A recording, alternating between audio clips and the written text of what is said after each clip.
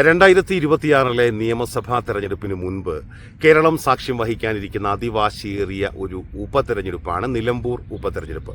വരുന്ന 2 മാസങ്ങൾക്കുള്ളിൽ നമ്മൾ ഉപതെരഞ്ഞെടുപ്പ് പ്രതീക്ഷിക്കുകയാണ്. വൈകാതെ അന്തിമ വോട്ടർ പട്ടികയൊക്കെ പ്രസിദ്ധീകരിക്കും എന്നുള്ള വിവരങ്ങളൊക്കെ വരുമ്പോൾ LDF ക്യാമ്പിലും UDF ക്യാമ്പിലും സ്ഥാനാർത്ഥി നിർണയ ചർച്ചകൾ സജീവമാണ്. ഇപ്പം നിലമ്പൂരിനെ സംബന്ധിച്ച് CPM-ന് ആ മണ്ഡലം LDF-ന് നിലനിർത്തണമെങ്കിൽ CPM-നെ സംബന്ധിച്ച് ഏറ്റവും മികച്ച സ്ഥാനാർത്ഥി ആര് എന്ന ചോദ്യത്തിന് ഒറ്റ ഉത്തരമേ ഉണ്ടാകാൻ സാധ്യതയുള്ളൂ. അത് M സ്വരാജ് എന്ന ഉത്തരമാണ്. പക്ഷേ M സ്വരാജ് മത്സരരംഗത്തേക്കില്ല എന്ന് M സ്വരാജ് തന്നെ പ്രഖ്യാപിക്കുന്നു. അദ്ദേഹം ആ ഉപതെരഞ്ഞെടുപ്പിന്റെ നേതൃസ്ഥാനത്ത് തന്നെ ഉണ്ടാകും എന്നാണ് സ്വരാജ് പറയുന്നത്. ഒരു രാഷ്ട്രീയ പോരാട്ടം എന്ന നിലയിൽ അവിടെ LDF-ന് ഫീൽഡ് ചെയ്യാൻ പറ്റുന്ന ഏറ്റവും മികച്ച സ്ഥാനാർത്ഥിയായിരുന്നു M സ്വരാജ്. എനിക്ക് തോന്നുന്നൊരു നിർഭാഗ്യം കൊണ്ട് മാത്രം ഇപ്പോൾ മന്ത്രിസഭയിൽ ഇല്ലാതെ ഇരിക്കുന്ന ഒരു ചെറുപ്പക്കാരനാണ് സ്വരാജ് എന്നാണ്. ചിലപ്പോൾ ഇനി വരാനിരിക്കുന്ന നല്ല കാലങ്ങൾക്ക് വേണ്ടിയോ അല്ലെങ്കിൽ വരാനിരിക്കുന്ന ഇതിലും വലിയ ഇപ്പോൾ മന്ത്രിമാരായിട്ടൊക്കെ ഇരിക്കുന്നവരെക്കാൾ വലിയ പൊസിഷനുകളിലേക്ക് പോകാൻ വേണ്ടി എടുക്കുന്നൊരു താൽക്കാലികമായ ഇടവേള എന്ന നിലയ്ക്കായിരിക്കാം സ്വരാജ് ഇപ്പോൾ പുറത്തു നിൽക്കുന്നതിന്, മന്ത്രിസഭയിൽ നിന്നും നിയമസഭയിൽ നിന്നും അദ്ദേഹം പുറത്തു നിൽക്കുന്ന ഈ സാഹചര്യത്തെ നമുക്ക് വിലയിരുത്തേണ്ടി വരിക.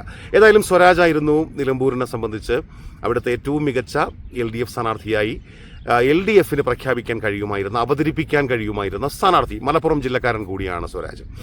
പക്ഷേ സ്വരാജ് മത്സരരംഗത്തില്ലാത്ത സാഹചര്യത്തിലാണ് പകരം ആര്, LDF ആ മണ്ഡലം നിലനിർത്താൻ ആഗ്രഹിക്കുമ്പോൾ പകരം ആര് എന്ന ചോദ്യം ഉയരുന്നത്.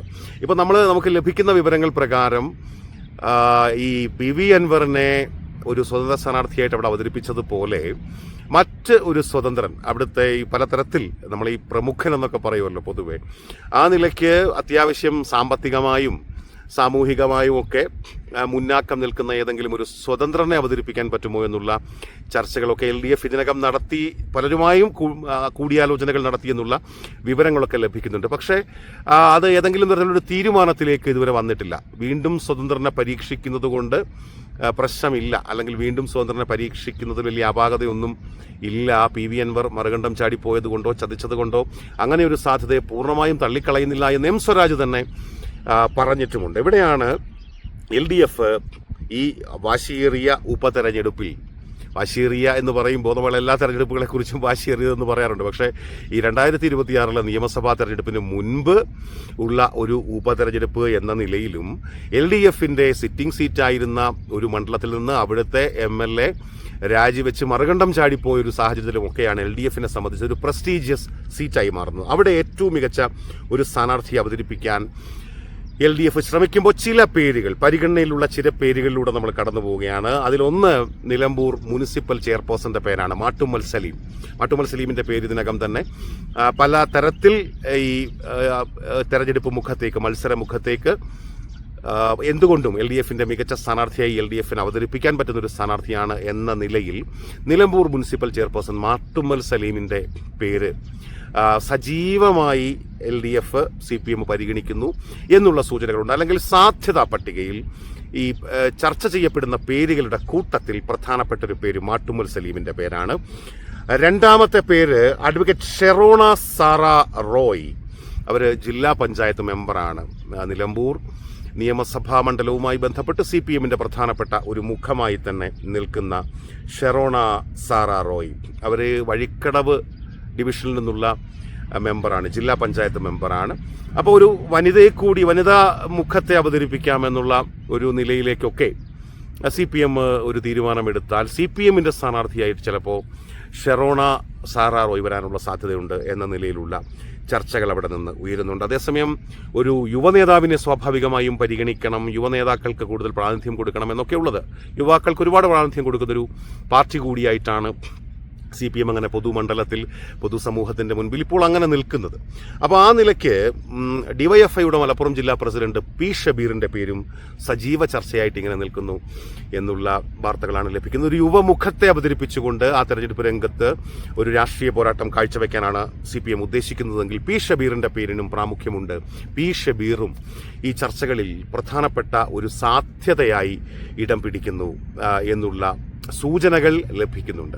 ഇതൊക്കെ പറയുമ്പോഴും ഈ പേരുകളെക്കാൾ ഒരു പടി കൂടി മുകളിൽ നിൽക്കുന്ന മറ്റൊരു പേര്, ഒരു കാലത്ത് നമ്മുടെ കേരള ഫുട്ബോളിൻ്റെ മുഖമായിരുന്ന, ഇന്ത്യൻ ഫുട്ബോൾ താരം എന്ന് തന്നെ വിശേഷിപ്പിക്കാവുന്ന, നമ്മുടെയൊക്കെ ഒരു നൊസ്റ്റാൾജിക് ഓർമ്മയായിരിക്കും, യു ഷറഫ് അലി. കേരള സ്പോർട്സ് കൗൺസിലിൻ്റെ പ്രസിഡൻ്റാണിപ്പോൾ.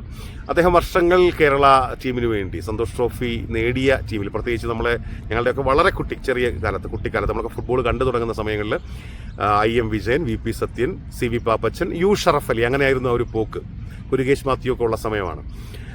അപ്പോൾ അങ്ങനെ മലപ്പുറം എന്ന് പറയുമ്പോൾ പൊതുവെ മലപ്പുറം എന്ന് പറയുമ്പോൾ ഫുട്ബോളിൻ്റെ മക്ക എന്നൊക്കെ അറിയപ്പെടുന്ന, അല്ലെങ്കിൽ കേരളത്തിലെ ഫുട്ബോളിൻ്റെ മെക്ക എന്നൊക്കെ അറിയപ്പെടുന്ന സ്ഥലം, കാൽപന്തിനെ അത്രയേറെ ഹൃദയത്തിലേറ്റി സ്നേഹിക്കുന്ന ഒരിടം.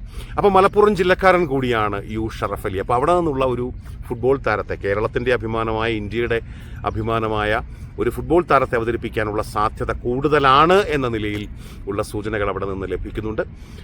അപ്പോൾ ഏറ്റവും പ്രാമുഖ്യമുള്ള ഒരു പേര് U ഷറഫ് അലിയുടേതാണ് എന്ന് നമുക്ക് ഈ ഘട്ടത്തിൽ പറയേണ്ടി വരുന്നു. പക്ഷേ അന്തിമ തീരുമാനം ഇനിയും ഉണ്ടായിട്ടില്ല. ഏതായാലും LDF UDF ക്യാമ്പിൽ സംഭവിക്കാൻ സാധ്യതയുള്ള അന്തർനാടകങ്ങളിലേക്ക് ഇങ്ങനെ ശ്രദ്ധിക്കുകയാണ്. നമുക്ക് ഈ പാലക്കാട് ഉപതെരഞ്ഞെടുപ്പുമായി ബന്ധപ്പെട്ടൊക്കെ അറിയാമല്ലോ. പാതിരാ നാടകങ്ങൾ, അന്തർനാടകങ്ങൾ, വൈരുദ്ധ്യങ്ങൾ അതൊക്കെ നിറഞ്ഞ ഒന്നായിരുന്നു പാലക്കാട് ഉപതെരഞ്ഞെടുപ്പ്. അവിടെ ഈ സ്ഥാനാർത്ഥി പ്രഖ്യാപനം, UDFൻ്റെ സ്ഥാനാർത്ഥിയെ പ്രഖ്യാപിക്കുമ്പോൾ തന്നെ UDFൽ നിന്ന് P സരിൻ മറുകണ്ഠം ചാടിപ്പോകുന്നു. അദ്ദേഹം LDFൻ്റെ സ്വതന്ത്ര സ്ഥാനാർത്ഥിയായിട്ട് മത്സരിക്കുന്നു. അപ്പോൾ അങ്ങനെയൊക്കെയുള്ള വല്ലാത്ത ഒരു സാഹചര്യം. ഏതാണ്ട് ഉപതെരഞ്ഞെടുപ്പ് അടുത്ത ഒരു ഘട്ടത്തിലാണ് BJPയിൽ നിന്ന് കോൺഗ്രസ് പാളയത്തിലേക്ക് സന്ദീപ് വാര്യർ ചാടി വരുന്നു. അപ്പോൾ അങ്ങനെയൊക്കെ ഉള്ള വലിയ നാടകീയമായ സംഭവ വികാസങ്ങൾക്ക് നിലമ്പൂർ ഉപതെരഞ്ഞെടുപ്പും സാക്ഷ്യം വഹിക്കുമോ എന്ന് നമുക്ക് സംശയിക്കേണ്ടി വരുന്നത് കോൺഗ്രസ് ക്യാമ്പിലേക്ക് നോക്കുമ്പോഴാണ്. കാരണം അവിടെ ആര്യാടൻ മുഹമ്മദ് എന്ന് പറയുന്നത് നിലമ്പൂരിൻ്റെ തന്നെ പര്യായമായിരുന്നു. പതിറ്റാണ്ടുകൾ ആര്യാടൻ മുഹമ്മദ് പരിപാലിച്ചു പോന്ന ഒരു മണ്ഡലമാണ്. അവിടെ മകൻ ആര്യാടൻ ഷൗക്കത്ത്, അദ്ദേഹത്തിന് 2016 മാത്രമാണ് ഒരവസരം കൊടുത്തത്. ആ അവസരത്തിൽ 10,000-ലധികം വോട്ടുകൾക്ക്, 11,000 വോട്ടുകൾക്കാണ് PV അൻവറുമായി അദ്ദേഹം പരാജയപ്പെടുന്നത്. 2021 അദ്ദേഹത്തിന് സീറ്റ് കൊടുത്തതുമില്ല. പക്ഷേ 2021 PV അൻവറിന് ലഭിച്ച ഭൂരിപക്ഷം VV പ്രകാശിനെതിരെ വെറും 2,700 വോട്ടുകളായിരുന്നു.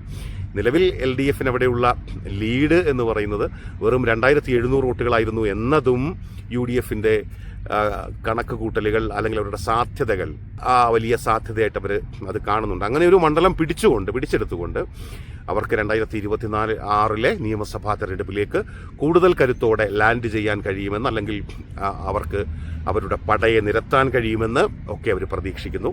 അപ്പോഴും VS ജോയിയാണ് DCC പ്രസിഡന്റ് കൂടിയ VS ജോയിയാണ് അവിടെ UDFൻ്റെ സ്ഥാനാർത്ഥിയായി വരുന്നതെങ്കിൽ ആര്യാടൻ ഷൗക്കത്ത് എന്ത് ചെയ്യും എന്നുള്ളൊരു ചോദ്യം വളരെ പ്രധാനമായി അവിടെ നിൽക്കുന്നു.